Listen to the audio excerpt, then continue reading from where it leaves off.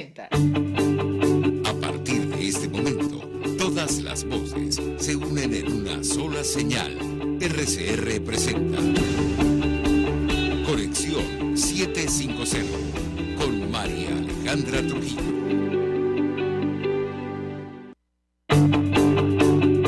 Muy buenas tardes, amigos de Radio Caracas Radio. Todo el equipo que trabaja para ustedes a partir de esta hora los saluda. Variada y abundante información que compartir y analizar, como es costumbre la tarde de hoy. Esto es Conexión 750. Comenzamos. Pasando en este país.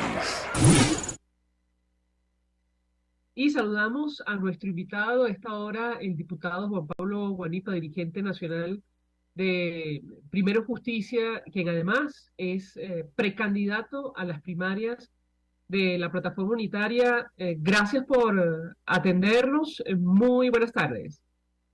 Hola, buenas tardes, María Alejandra. Un abrazo a ti y a la gente que nos escucha y por aquí a la orden.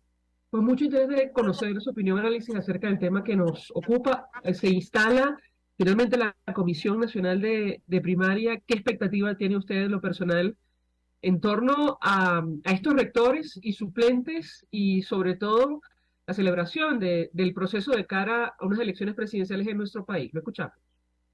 Mira, todos estamos claros en el contexto en el que estamos, quizás algunos más claros que otros, pero lo cierto es que vivimos en una situación de restricción total de la democracia en Venezuela y tenemos que organizarnos y luchar para lograr condiciones electorales que permitan que lo que aspira la gente en Venezuela, que es que se produzca un cambio político y que ese cambio político produzca a su vez bienestar, progreso, oportunidades para la gente, se pueda concretar. Entonces, nosotros vamos a una elección primaria. Cada partido político debe elegir su candidato. La mayoría lo han hecho. Primero Justicia está en ese proceso. Y debemos ir a primarias con la esperanza, con la expectativa de que de esa primaria salga un solo candidato y que ese candidato tenga la fuerza primero para enamorar a la gente de nuevo, para lograr un sueño para Venezuela que sea compartido con todos, y en segundo lugar, la fuerza para salir a la calle conjuntamente con la presión internacional para lograr que haya condiciones electorales que permitan que la gente al ir a votar sienta que su voto está siendo respetado. Así que como tú dices, hoy se juramentó la comisión de primarias. Algunos son conocidos por mí, otros no los conozco, pero la información que tengo de todos es que es gente que está preparada, que son todos integrantes de la sociedad civil, que no están vinculados con partidos políticos, y creo que eso puede ser muy positivo para un trabajo en el que deben tener un soporte técnico para lograr cumplir con todos los procesos de esta elección y llegar a las primarias, que para mí es el hito unificador. Mucha gente se preocupa y dice que bueno, que estamos muy divididos, que cómo es posible, que tantos candidatos. Bueno, mira, hay un hito unificador. Ese hito unificador es la primaria, por eso hay que lograr que sea amplia, participativa, transparente y que de allí salga esa candidatura. Hay dos temas que han provocado, digamos, una amplia discusión en nuestro país, entre factores políticos, pero también entre los ciudadanos. Uno tiene que ver con la fecha para la celebración de estas primarias. Ha trascendido extraoficialmente que serían en junio del próximo año. Yo quisiera su opinión al respecto. Y número dos, la participación o no del Consejo Nacional Electoral. ¿Cuál es su posición? ¿Lo escuchamos? Mira, con respecto a la fecha, lo natural, lo ideal, lo democrático sería que el Consejo Nacional Electoral, que debería ser un árbitro imparcial y que sabemos que no lo es, dijera al país cuándo es la fecha de la elección presidencial. Ya va, que entró una llamada. Sí. Dijera la fecha de la elección presidencial y con esa fecha todos actuar, todos trabajar y fijar la elección primaria y tener todo claro. Pero eso en Venezuela no es posible porque no hay nada claro en Venezuela. Entonces a nosotros nos corresponde luchar para lograr esa fecha. Mientras tanto, se discute en el seno de la unidad una fecha para elecciones primarias. El acuerdo al que se ha llegado es que debe ser en julio. Esperamos que todos los requerimientos técnicos se puedan cumplir para que sea en el mes de junio, de julio, perdón. Chica, discúlpame, es que está entrando una llamada con una insistencia que uno dice, Dios mío, la gente no se dará cuenta que estamos utilizando el teléfono, ¿no? Pero bueno, lo cierto del asunto es que nosotros vamos a esa primaria y aspiramos que sean en la fecha prevista, y lo otro es la participación del Consejo Nacional Electoral. El tema del Consejo Nacional Electoral es un asunto en el que yo tengo la claridad de lo que me parece que debe pasar. Es decir, yo creo que nosotros no tenemos por qué ir a primarias con el Consejo Nacional Electoral. Yo fui electo candidato a gobernador del Zulia en primarias en las que no participó el Consejo Nacional Electoral. Que tenemos que bregar para que ese Consejo Nacional Electoral, para la elección presidencial, sea realmente un árbitro adecuado, es otra cosa. Pero para la primaria yo creo que no hace falta la participación del Consejo Nacional Electoral. Es interesante que mencione el caso de la gobernación del Zulia, porque eso me lleva a la siguiente inquietud. Ayer, el vicepresidente del PSUV, Diosdado Cabello, dijo que sí, que él está de acuerdo con el diálogo y los acercamientos entre la plataforma unitaria y los delegados del régimen de Maduro en París, pero no se equivoquen, porque para nada eso significa una capitulación. Esa fue la expresión que utilizó, y yo le pedía un comentario. Usted, recordamos el caso de la gobernación del Zulia, gana, y simplemente por no juramentarse ante la constituyente comunal, lo despojan del cargo. ¿Qué esperar frente a, digamos, una elección presidencial que pone en juego la permanencia o no del régimen venezolano en el poder? Lo escuchamos. Es muy complejo todo, muy complejo. Nosotros tenemos la obligación de dar la pelea y de luchar. El momento es muy duro, y eso que dice Diosdado lo hace fundamentalmente para desestimular la participación de la gente, para que la gente sienta que no hay nada que hacer, que ya ellos están consolidados en el poder y que nada tenemos que hacer. Y distintas cosas se han intentado para lograr que haya un cambio político en Venezuela. Entonces nosotros tenemos la obligación en este momento de ver el hito electoral como la oportunidad necesaria para tratar de lograr un cambio político en Venezuela. Y por eso te digo, la lucha es por condiciones. Yo no creo que aquí un candidato vaya a salir como candidato de la unidad y diga, bueno, voy a hablar con el régimen de Maduro a ver qué es lo que me va a regalar, y en función de eso vamos a ver cómo vamos a actuar. Ajá, dime a quién vas a habilitar. Es decir, pon tú el candidato a la presidencia de la República por parte de la oposición. No, yo creo que hay que ir con una actitud mucho más combativa, democrática, pero combativa. Y eso es lo que tenemos que hacer. Evidentemente no es un asunto fácil. No nos estamos enfrentando a cualquiera, nos estamos enfrentando a un grupo de personas que han asumido un régimen dictatorial en Venezuela. Que si un régimen dictatorial sale o no sale con procesos electorales, bueno, hay historia que puede decidir si eso es así o no es así. Lo importante de esto es que en este momento no hay forma de lograr un cambio político distinto. Así que nosotros tenemos la obligación de no quedarnos quietos, de no resignarnos y de dar la pelea ahora en este escenario, con toda la conciencia de lo que está pasando, pero con la convicción de que tenemos que luchar por salvar a nuestro país. Tenemos que hacer una pausa para ir a policía. Al regreso, diputado, quisiera referirme al proceso interno de Primero Justicia, porque hay una discusión abierta sobre las condiciones para elegir a un candidato de cara a las primarias de la plataforma electoral. Al regreso, yo le pedí un comentario. Ya venimos. Ok. Usted está viendo Conexión 750 con María Alejandra Trujillo. Solo por RCR 750, porque lo bueno une. Puedes seguirnos en nuestras redes sociales. En Twitter, @RCR750. La radio.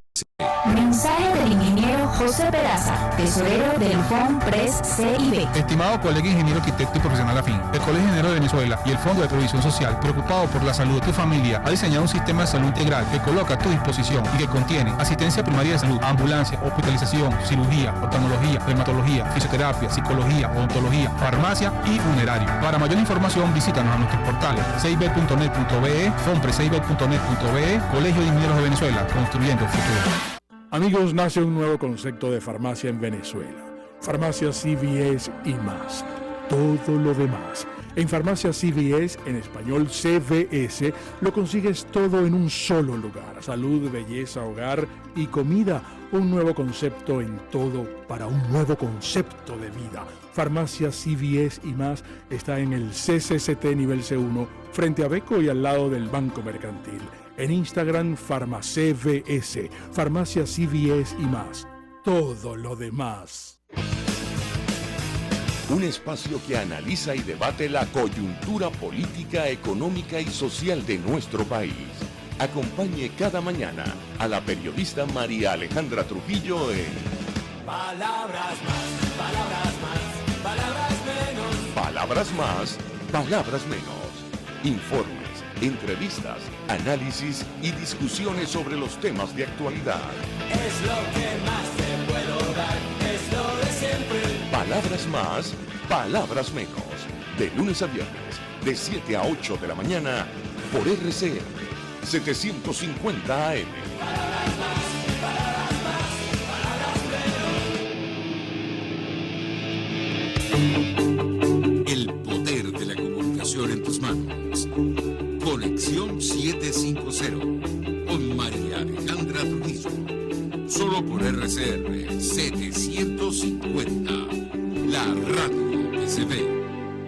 Continuamos, amigos, en Conexión 750, conversando con el diputado Juan Pablo Guaripa, diputado de Primero Justicia, además precandidato a la elección de la persona que va a representar a su organización de cara a las primarias de la unidad. Y yo le cago una inquietud, porque hay una discusión abierta. Habrá visto usted, bueno, digamos, los comentarios sobre quiénes deben participar, si las bases o no de su organización, si esto tiene que ser una elección abierta. Se habla incluso del uso de encuestas. ¿Cuál es su posición sobre este punto en específico? Lo escuchamos.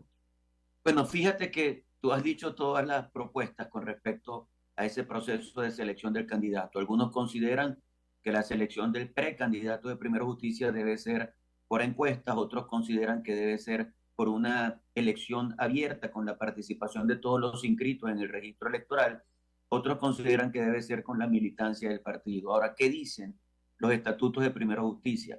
Los estatutos, que son la constitución del partido, dicen que el Comité Político Nacional, que es el ente conductor de las políticas de Primero Justicia y que está integrado por unas 217 personas que somos representantes de cada uno de los estados del país y la Junta de Dirección Nacional. Ahí estamos todos.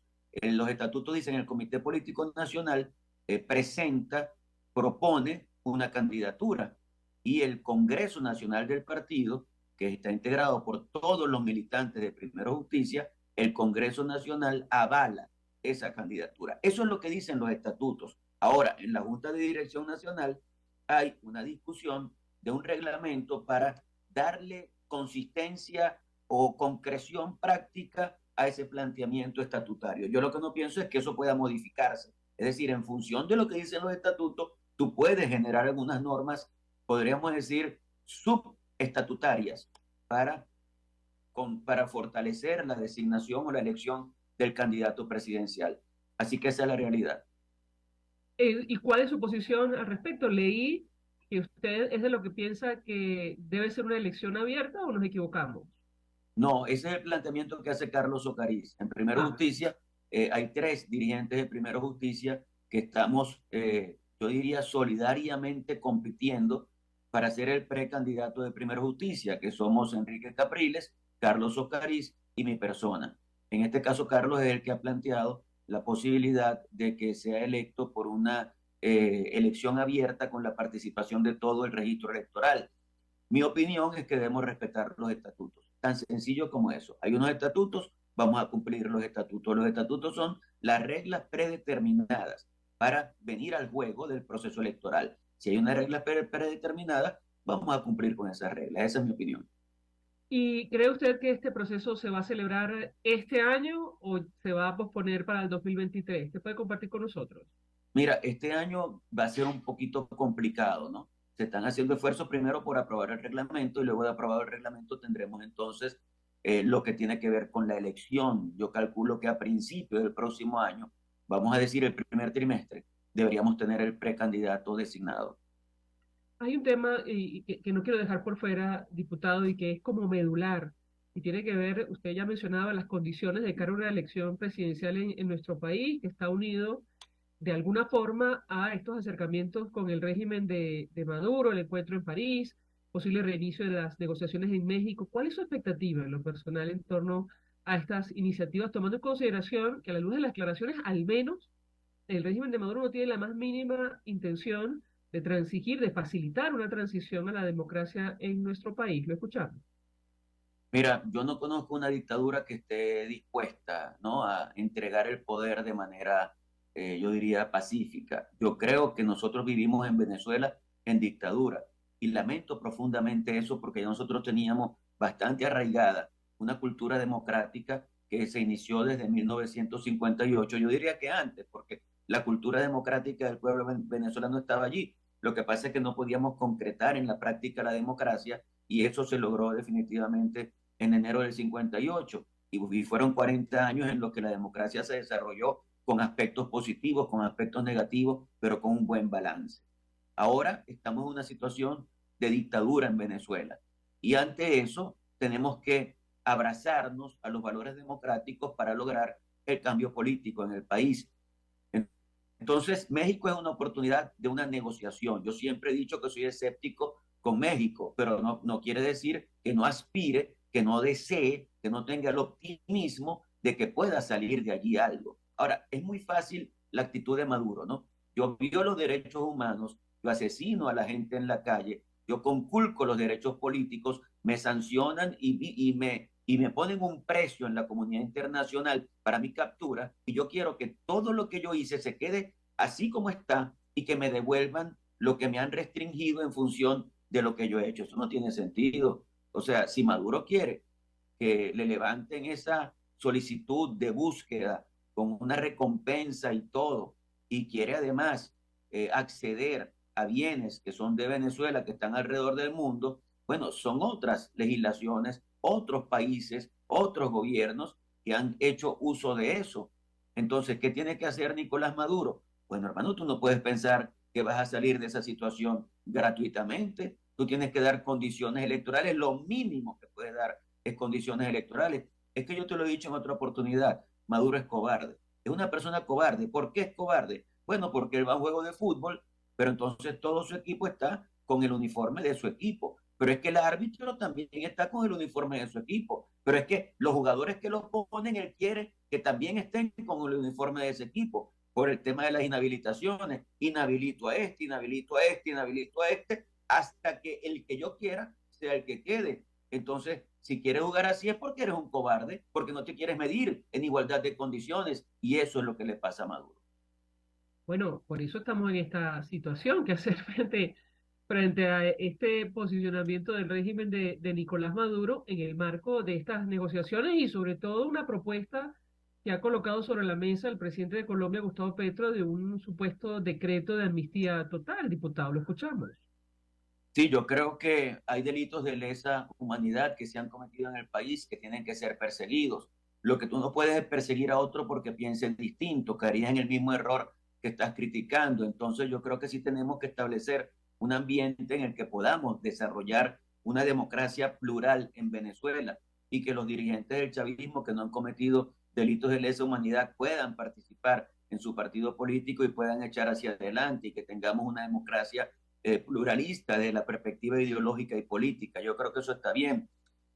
Creo que está bien que Venezuela regrese al sistema interamericano de derechos humanos, evidentemente con la intención de cumplir con lo que se establezca en ese sistema, porque lo que ha hecho el régimen de Maduro es incumplir con las decisiones de los organismos internacionales gubernamentales. Entonces, bueno, todo eso tenemos que discutirlo. Yo entiendo que debe haber una justicia transicional, yo entiendo que deben hacerse algunas concesiones, pero en materia de delitos de lesa humanidad no lo comparto. Finalmente, diputado, yo le preguntaría, porque ciertamente, digamos, da la impresión otra vez que el régimen de Maduro no está dispuesto a facilitar una transición si este diálogo o este nuevo intento promovido por la comunidad internacional, incluso gobiernos aliados del régimen venezolano fracasa. ¿Cuál es el escenario que la plataforma unitaria tiene por delante y nuestro país en materia política? Lo escuchamos. Mira, no es un asunto sencillo, hay que dar la pelea. Yo lo digo siempre, nosotros tenemos la obligación de luchar para que se restituya la democracia en Venezuela, que sería el primer paso para que venga el progreso y el bienestar al país, para que la gente pueda sentirse bien, para que regrese la gente que se ha ido, para que haya un reencuentro familiar, para que la gente sienta que puede echarle pichón a la vida y puede mejorar su economía familiar, porque al final lo que la gente resiente es la situación que tiene en su casa. En su casa es donde se vive la crisis, porque lamentablemente el poder adquisitivo no es suficiente para poder comprar lo que es básico para subsistir. Entonces, en todo esto hay que dar una lucha. Pareciera que el país está cansado de todo lo que ha pasado y sintiera que lo político pasa a un segundo plano.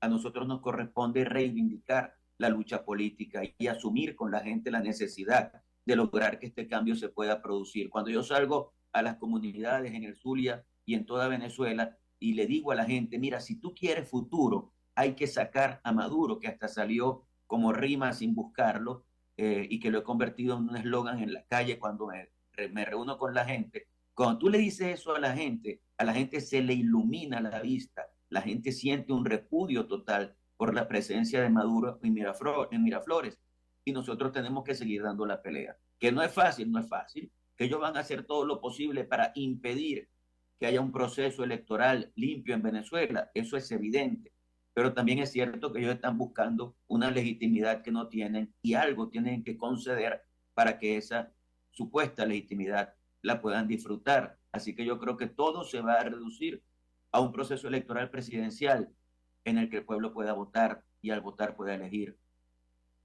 No, y el destino del gobierno interino no pone en juego todo esto que usted comparte con nosotros, diputado. Me refiero a la legitimidad de Nicolás Maduro, incluso a la posibilidad de un cambio político en nuestro país. ¿Cuál es la posición de usted en lo personal y su organización? Lo escuchamos. Mira, el gobierno interino nace en función de lo que sucedió en Venezuela en mayo de 2018, cuando se hizo una elección que nosotros no reconocemos porque sencillamente se violó flagrantemente la Constitución Nacional y Maduro hizo todo para elegirse sin tener el apoyo del pueblo venezolano. Por eso nace el gobierno interino, pero indudablemente que ese gobierno interino tiene un desgaste y la realidad de no haber logrado el objetivo que se planteó. El objetivo del gobierno interino era lograr que Maduro saliera de la presidencia que usurpa y que pudiéramos iniciar un proceso de reconstrucción, de transformación nacional. Ante eso hay una discusión en el seno del Parlamento Nacional y en el seno de distintas instancias políticas acerca de la permanencia o no del gobierno interino. Ya el propio Juan Guaidó ha anunciado a lo interno de su partido que él podría ser precandidato presidencial de Voluntad Popular. Si Juan Guaidó es precandidato presidencial de Voluntad Popular, yo creo que aquí entonces tenemos que ir a esa elección interna, a esa elección primaria, concentrarnos en eso y hacer todo el esfuerzo para que de allí surja un liderazgo que aglutine a todo el país y que salga con esa fuerza a pelear condiciones y a buscar ese sueño para Venezuela. Así que yo creo que eso se convierte en el objetivo fundamental en este momento. ¿Y cuál sería el destino de la Asamblea Nacional Legítima, el Estatuto de la Transición y toda, esa estructura que se creó justamente para deslegitimar a Nicolás Maduro, diputado? Mira, no hay forma de que Nicolás Maduro se legitime. Yo no veo forma de que Maduro se legitime.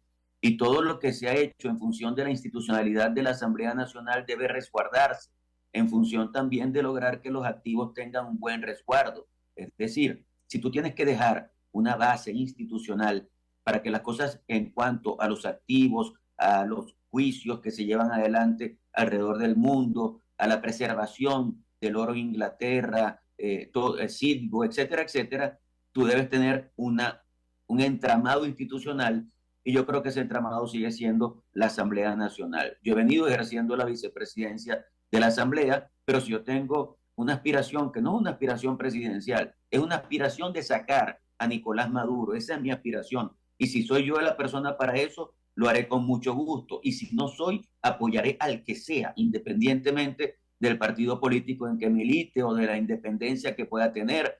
A mí lo que me importa es que logremos sacar a Nicolás Maduro, pero en función de esa realidad, yo creo que yo no debería seguir en la vicepresidencia de esa asamblea y que deberíamos buscar gente que pueda asumir esa responsabilidad. Diputado Juan Pablo Guanipa, un millón de gracias por atendernos, acompañarnos estos minutos. Diputado de Primero Justicia, precandidato para representar a su organización en las primarias de la plataforma unitaria. Gracias por atendernos, acompañarnos estos minutos, expresando opinión y análisis acerca del tema que debatimos en esta parte del programa. momentos en los cuales se acaba de instalar la Comisión Nacional de Primaria para organizar el proceso interno de los factores de la unidad. Vamos a la pausa, a regreso venimos con más. Estás en sintonía de Conexión 750 con María Alejandra Trujillo. Solo por RCR 750.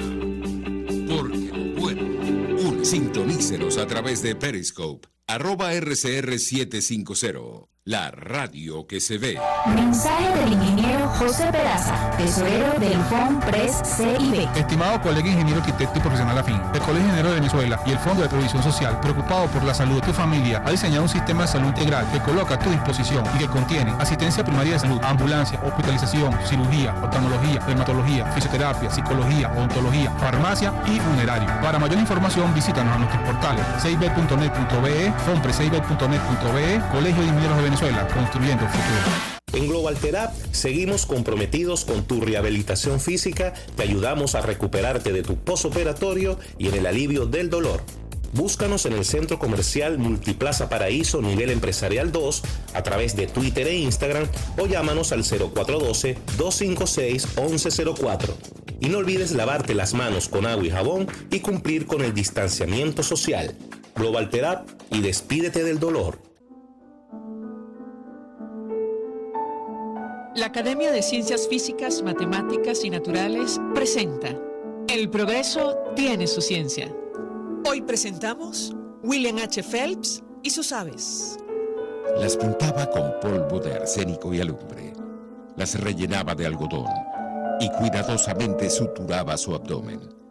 Fue así como William H. Phelps construyó una de las colecciones de aves más importantes del mundo y fundó las bases de la ornitología en Venezuela.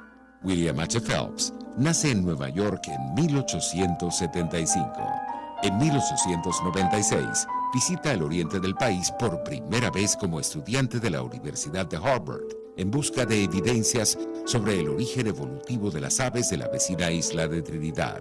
Poco después regresa al país y decide formar una familia en San Antonio de Maturín, pero los embates de la guerra civil, algunos problemas de salud y su deseo de establecerse sólidamente y financiar sus estudios sobre aves lo obligan a mudarse a Caracas, donde emprende algunos negocios que lo convertirían en un exitoso empresario. No obstante, William H. nunca perdió el interés por las ciencias y ya sexagenario retornó a lo que realmente le apasionaba, las aves. Entonces se dedica a recolectar aves en regiones remotas del país, lo cual culmina en la clasificación de 1.200 ejemplares y la descripción de 237 especies nuevas para la ciencia. Sus numerosas expediciones no solo revelaron la enorme diversidad de pájaros de nuestro país, sino que también contribuyeron significativamente al levantamiento cartográfico de regiones desconocidas para el momento. Algunas de ellas hoy importantes hitos geográficos como Isla de Aves, el Cerro Roraima en la Gran Sabana, el Cerro de la Neblina en Amazonas y el Páramo de Tamá en el Táchira. Por su valiosa contribución a la ciencia de nuestro país, William H. Phelps fue nombrado individuo de número de la Academia de Ciencias Físicas, Matemáticas y Naturales en 1953, ocupando la silla número 28 hasta su fallecimiento en 1965. El progreso tiene su ciencia. La Academia de Ciencias Físicas, Matemáticas y Naturales presentó El progreso tiene su ciencia. Para más información, www.acfiman.org. RCR 750 AM, porque lo bueno une. María Alejandra Trujillo te acompaña en Conexión 750, solo en RCR 750, la radio que se ve. Claro y raspado. Continuamos, amigos, en Conexión 750 y a esta hora saludamos a nuestro siguiente invitado, el doctor Unidades Urbina, pediatra, intensivista, quien es vicepresidente de la Academia Nacional de Medicina de Venezuela. Doctor, gracias por atendernos. Muy buenas tardes. Muchas gracias, María Alejandra, por la invitación. Un placer siempre estar contigo y con tus oyentes. Pues mucho interés de conocer su opinión y análisis acerca de los temas que nos ocupan en esta parte del programa. Tienen que ver con la salud, obviamente, pero yo iniciaría a partir de lo que está ocurriendo con esta nueva variante del COVID-19. Todavía estamos en pandemia, aunque la mayoría de los países han relajado las medidas de protección. ¿Qué puede decirnos sobre este tema? El nombre original, entiendo, es BQ.1, pero le han dado un nombre en redes sociales francamente terrible, o que genera, si me permite, temor, preocupación. Perro del infierno, le han dicho. ¿Qué puede decirnos? Lo escuchamos. Sí, ciertamente lo que te has dicho, es importante recordar a toda la población que la pandemia por coronavirus no ha cesado. Aunque hace unos 2 meses el presidente de la OMS fue muy optimista y dijo que ya veíamos el fin, muchos de los académicos y muchos de los científicos en el mundo no estábamos de acuerdo con esa información tan positiva y tan optimista. Y de hecho el tiempo nos ha dado la razón. Nadie sabe cuándo se va a acabar, y menos pues al dar esa información el presidente de la OMS, mucha gente dijo, bueno, estamos al final, y la gente empezó a relajarse. Entonces, recordando que no ha cesado la pandemia y están apareciendo varias mutaciones sobre el mismo virus. Fíjense ustedes que los llaman los OMS variantes de preocupación, donde está, por supuesto, la de Omicron, que es el B1.1529, que está en varios países, pero de otras, de Delta, Gamma, Beta, hay en Sudáfrica, en Reino Unido, en Brasil, y hay algunas variantes de interés, inclusive que la tenemos aquí en América, la Mu, que es la B1.6.1 en Colombia, y una lambda, que es un nombre mucho más largo, que la tenemos en Perú. Entonces, mientras la pandemia esté circulando, mientras los diferentes virus, que en este caso el Omicron es el que más está predominando, hay chances de que se sigan produciendo mutaciones y que vaya cambiando la epidemiología de la enfermedad. Ahora, ¿qué es lo novedoso de esta variante, doctor? Lo novedoso es que esta nueva variante, la B1.1.529, que es de la del Omicron, tiene mayor transmisibilidad, o sea que es más fácil contagiar a mayor número de personas, tiene mayor virulencia, está dando más rápido y más fuerte otra vez la sintomatología, y las medidas sociales, el tapaboca, el distanciamiento, las vacunas, tampoco están demostrando con esta variante que están siendo efectivas, y menos en un país como Venezuela, que seguimos teniendo una baja cobertura vacunal. ¿Qué habría que hacer? ¿Qué medidas tomar en el caso concreto de nuestro país, doctor? Sí, ¿qué habría que hacer? Primero, reforzar las medidas de información a la comunidad, informar realmente desde el Ministerio Popular de la Salud, que es quien tiene la hegemonía comunicacional, porque la academia tiene un número limitado de personas, la sociedad científica le toca al Ministerio Popular de la Salud hacer hincapié en que las personas sepan que la pandemia sigue, que seguimos teniendo casos, no tanto como en otros países, pero aumentó en la última semana de 60 a 122 casos en Venezuela, que informarles que esta nueva variante es más transmisible, mayor virulencia, que la gente vaya a vacunarse. En Venezuela, de acuerdo al reporte de la OMS y de las encuestas que llevamos de manera extraoficial, damos cuenta apenas que con más de 3 dosis apenas tenemos un 45.3% de la población. Vamos a llevarlo a 50%. Más de la mitad de la población venezolana no está vacunada, y al no estar vacunada, María Alejandra, tienes más chance de que cuando te toque la enfermedad pueda ser más grave, y más con estas nuevas variantes. Ahora, con las vacunas que hay ahora mismo, ¿es posible protegerse frente a esta nueva variante? ¿Qué se sabe, doctor? Sí, se sabe que estas vacunas que tenemos actualmente a nivel mundial y las que están en Venezuela, que son la rusa y la china, como la conocen las personas, sí tienen acción sobre esta nueva variante. Ojo, lo que pasa es que esta nueva variante se hizo un poco más inteligente y logra escaparse a los mecanismos de defensa, pero no sabemos quién es el que en la ruleta de la vida le va a tocar contaminarse y no tener la vacuna. Por lo menos tener la vacuna que lo protege parcialmente contra esta variante, pero lo protege mucho más con las otras variantes. Recordando que las vacunas no evitan que uno se enferme, lo que evita es que cuando te toque la enfermedad, porque en algún momento a todos nos va a tocar, estemos por lo menos con menos chance de ponernos grave que el resto de las personas no vacunadas. ¿Esta nueva variante afecta con mayor fuerza a cierto grupo etario, o como ha ocurrido, digamos, en otras oportunidades, o no? ¿Qué se sabe, doctor?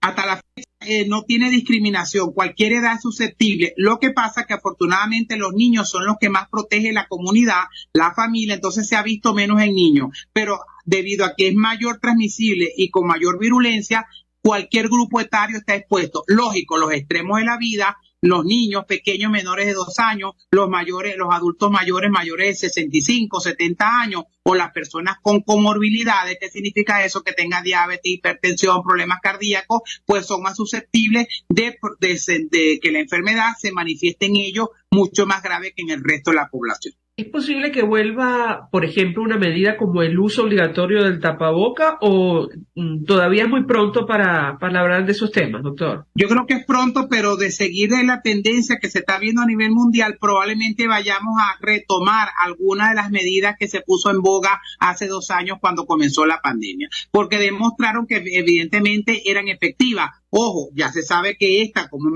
más transmisible y más virulenta, las medidas sociales, para que funcionen, debe al menos el 60-70% de la población cumplirla para que sea efectivo. Ahora, el tema de los confinamientos es una situación extrema, no estamos en un escenario de esa naturaleza, ¿correcto?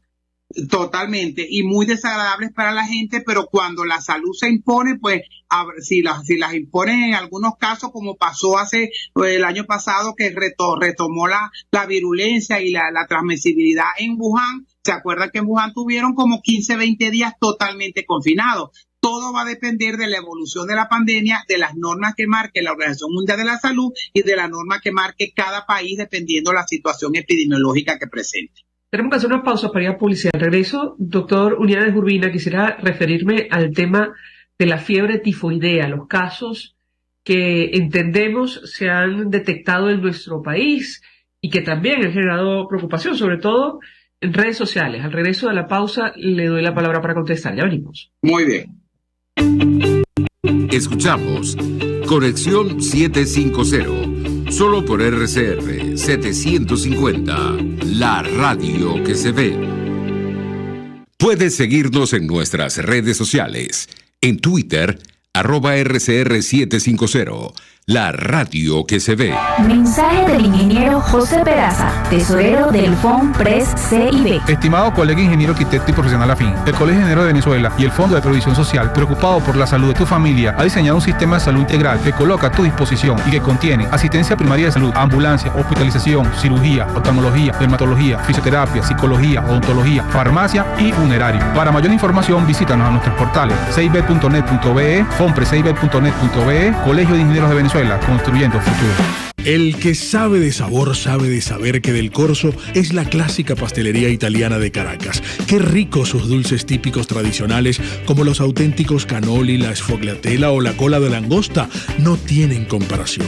La pasta seca de almendras y chocolate o su gran variedad de tortas, cumpleaños, bodas, bautizos o comuniones, reuniones familiares o eventos corporativos. Teléfonos 0212-941-1971. Pastelería Del Corso, la pastelería italiana por tradición y excelencia. Hola, soy Blanca Rosa Mármol de León, magistrada emérita del Tribunal Supremo de Justicia. Les invito a sintonizarnos junto a Thais Peñalver los martes de justicia al mediodía en Buen Provecho. Conéctese con nosotros en @RCR750 y buen provecho. RCR 750 AM. Porque lo bueno une.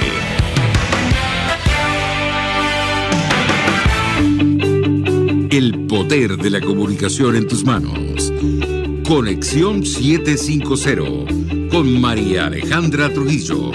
Solo por RCR 750, la radio que se ve. Continuamos, amigos, en Conexión 750, conversando con el doctor Unidades Urbina, pediatra, intensivista, vicepresidente de la Academia Nacional de Medicina de Venezuela. Y yo le cago una inquietud que tiene que ver con algunos casos de fiebre tifoidea que han sido identificados en nuestro país. ¿Qué información manejan ustedes en la Academia, doctor? Lo escuchamos.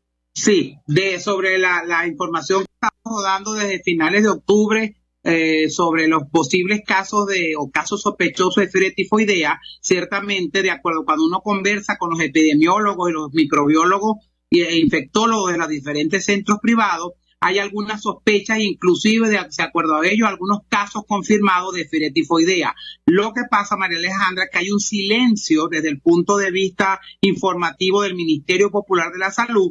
Esta es una enfermedad de denuncia obligatoria. Tenemos información extraoficial de que son más o menos unos 20 casos que se han ido presentando en Venezuela, sobre todo en Caracas y en Carabobo, pero el Ministerio Popular no ha confirmado ni ha negado, pero por comentarios de pasillo tenemos la certeza de que sí hay casos de fiebre tifoidea en Venezuela, que no es para alarmarse, es cierto, porque es una enfermedad conocida, es una enfermedad endémica en Venezuela y en el resto de Sudamérica, es una enfermedad trazadora de pobreza y de malas condiciones higiénicas, pero hay que estar alerta y sobre eso el Ministerio Popular debería estar investigando esos casos y haciendo la confirmación y notificar a la población en qué punto estamos de estos posibles casos de fiebre tifoidea. Sobre los síntomas, doctor, hemos visto algunas publicaciones, medios de comunicación que hablan al respecto. ¿Qué puede compartir con nosotros? Lo escuchamos. Sí, esta es una enfermedad que se produce solamente, el único reservorio es el ser humano. Quiere decir que para que haya una agua contaminada o alimentos contaminados, tiene que haber una persona enferma. Hay algunas personas que una vez que han sufrido la fiebre tifoidea, que es producida por una bacteria, la Salmonella typhi, que como bacteria al fin es susceptible de ser tratada con antibióticos, esas personas pueden curarse, entre comillas, y quedar portadora. ¿Qué significa eso? Que básicamente en la región biliar, en la vesícula biliar, pueden mantener viviendo allí a la Salmonella typhi y ocasionalmente cuando se multiplican más de la cuenta en esa vesícula biliar, esa persona puede excretar con las heces y las manos contaminadas al manipular alimentos, al comer comida cruda o las aguas se contaminen, pueden producir. ¿Y qué presenta? Básicamente fiebre, por eso se llama fiebre entérica, produce malestar general, toque del estado general, como también lo conoce la gente, y en ocasiones, o la mayoría de las veces, diarrea, pero en ocasiones también puede producir estreñimiento. Es una enfermedad autolimitada, más o menos 4 a 5 días, que requiere tratamiento y si no se trata puede progresar, por supuesto, a fiebres hemorrágicas, hemorragia por vía digestiva inferior y entonces, bueno, saber que la gente debe estar pendiente, no consumir agua de esas de manantiales, hay que hervirla, inclusive los aguas de botellones, sobre todo los que vienen de manantiales naturales, no consumir comidas crudas, uso del agua y jabón antes y después de utilizar los baños y cuidado, mucho cuidado con estar comiendo comidas en la calle, porque bueno, sabemos que esos carritos que tienen mucha afluencia por la condición socioeconómica, no hay mucha forma de mantener la higiene de las manos. Ahora, entiendo, doctor, y lo ha explicado a lo largo de estos minutos, se transmite esta enfermedad, la fiebre tifoidea, por el consumo de alimentos o agua contaminados. Bueno, en el caso concreto de Caracas, creo que esto se repite en buena parte del país. La situación del agua potable está francamente comprometida. ¿Qué puede decirnos sobre este tema? Lo escuchamos. Sí, y además otra forma que es la forma básica es fecal oral, bien sea por las manos, bien sea por el agua contaminada o los alimentos contaminados de una persona que tiene la salmonela en las manos por mala higiene y también pendiente de las personas que tienen cuando tengan relaciones sexuales. Si usted se acuesta o tiene relaciones sexuales, bien sea por la vía normal o la vía oral, y esta persona tiene salmonela, también puede contaminarse. También si usted va a una fiesta o un evento donde se sirven comidas crudas y hay una persona de las que manipula el alimento que está enferma, pues evidentemente puede contaminarse. Y lo otro es que evidentemente las medidas de protección básicas que deben mantenerse siempre, pero en estos casos mucho más, María Alejandra, lavado de las manos, hervir el agua, las comidas deben ser bien cocinadas o bien cocidas, entonces eso va a ayudar a frenar un poco en caso que se presentaran casos realmente en la comunidad más de la cuenta, a frenar la evolución o la transmisión de esta enfermedad. Pero usted nos decía, no es para alarmarse, ¿correcto? Al menos a la luz de la información que se maneja en nuestro país. Sí, afortunadamente es una enfermedad conocida. Somos una región como Sudamérica endémica. ¿Qué significa eso? Que a través de los años se presentan algunos casos y ocasionalmente brote. En el año 2016, que fue el último reporte del Ministerio Popular de la Salud del Anuario de Estadística Vital, se hablaba de 9 casos sospechosos. En el año 2014 hubo 3, en el año 2015 hubo 5, y ahorita si se confirman estos casos que pasan de 20, hoy estamos hablando de un brote, pero tenemos que esperar la información del Ministerio Popular de la Salud, pero entonces alerta, manejar las medidas de higiene y estar pendiente de la información que debería ya estar en la calle desde el punto de vista epidemiológico por el Ministerio Popular de la Salud. Finalmente, doctora, aprovecho para preguntarle sobre la viruela del mono, que inicialmente generó tanta preocupación. Esto ha bajado un poco, sin embargo, una nueva evaluación de las infecciones de esta enfermedad en una zona remota de la República Democrática del Congo preocupa y mucho, porque se detectó, mejor dicho, una cepa vinculada a una enfermedad un poco más grave que la que circula a nivel internacional. ¿Qué información manejan ustedes sobre este tema, tomando en consideración que en Venezuela se confirmó un caso, pero de eso creo que no se ha hablado mucho más? Lo escuchamos. Así mismo, hubo un silencio también después que dieron la noticia que había llegado ese paciente masculino procedente de España. No se supo qué pasó con ese paciente, no se supo nada, bueno, y eso produce olas de rumores, el fake news o bulo, y ciertamente en África, que es zona endémica para este tipo de viruela del mono, sí, hay zonas que son endémicas, el este y el oeste de África tienen mayor o menor forma de contagiarse o transmisión, y claro, los animales exóticos que exportan desde esa zona o bien exportación legal o ilegal llegan a los países de esta zona del continente y puede producirse la enfermedad, como pasó en el brote de hace muchos años en los Estados Unidos. Y es cierto, a nivel mundial ha disminuido la presión y la cantidad de casos que se estimaban pudieran haber, gracias a que una enfermedad que tiene control, que hay vacuna, una cantidad de cosas. Y en África, por supuesto, lastimosamente es una zona endémica y allí comen animales crudos, entonces, y los animales son portadores porque esta es una zoonosis, es decir, que se puede transmitir entre los animales, y una vez que el humano se pone en contacto con estos animales, pues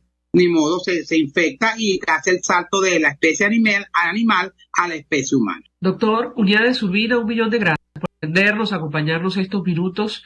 Pediatra, intensivista, vicepresidente de la Academia Nacional de Medicina de Venezuela, expresando opinión y análisis acerca de los temas que hemos debatido en esta parte del programa. Tienen que ver con la situación de la salud en Venezuela, tomando punto de partida varias enfermedades. Saben ustedes que continúan circulando, hablamos de COVID-19, la fiebre tifoidea y también la viruela del mono. Gracias. Nosotros nos despedimos y lo hacemos a nombre de Jaime Estares, de Dirección General de la Estación, en la gerencia de producción Willy Charcaya, en la producción Jay Pacheco, y los controles Gregorio González, quien tuvo el placer de acompañarles, María Alejandra Trujillo. El Fondo de Previsión Social del Colegio de Ingenieros de Venezuela presentó. RCR presentó Conexión 750 con María Alejandra Trujillo. Solo por RCR 750, la radio que se ve. RCR 750 AM. Porque lo bueno une. El siguiente espacio educativo